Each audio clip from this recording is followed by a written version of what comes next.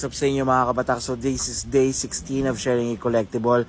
And ano pa nga ba ang ine-expect nyo? Siyempre, Kamen Rider Black or Mask Rider Black na nga ni ayan, SHF Figuarts to.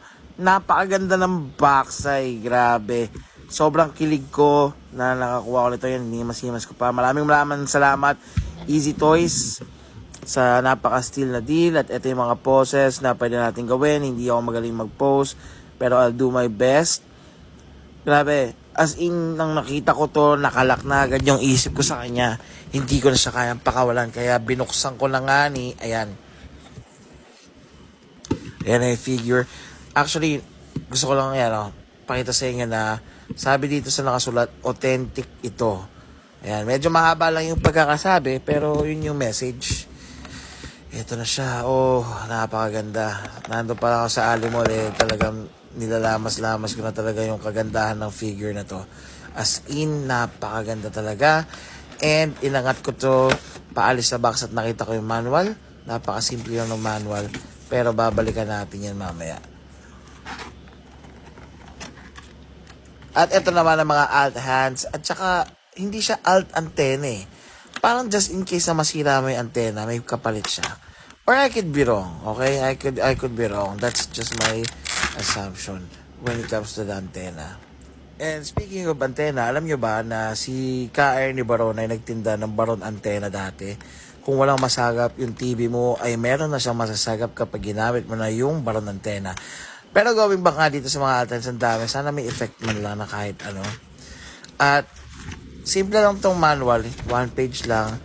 Talagang ine-explain niya lang sa'yo na yan, yari ka kapag may antena ka, kupal ka. Sige, tingnan natin mas malapitan na itong Mask Rider Black ng SHF Figuarts. So, bibigyan ko lang kayo ng konting story time, no? So, doon sa umpisa ng video, pinakita ko sa inyo na naka-showy ako na helmet. So, nung bata kasi ako, nung napapanood ko itong Mask Rider Black, lagi kong binabasa yung helmet niya. Showy. Ngayon, never naman talaga never ko naisip na magkakamotor ako paglaki ko. Pero sabi ko, pag nagkaroon ako ng motor, ang helmet ko dapat showy. So, nung nabili ko na yung bike ko, talagang bumili ako ng showy na helmet. Ganun ko ka-idol tong si Mask Rider Black. Also known as Tetsuo Kurata. Alam nyo ba na siya rin yung kumanta ng intro song? Ikaw na yung bida, ikaw pa yung kumanta ng intro song nung palabas mo. Sobrang angas nun, men. At alam mo ba na unang pinalabas to sa IBC 13? Yun yung channel kung saan din unang pinalabas yung Ghost Fighter. Di mo alam yun, no?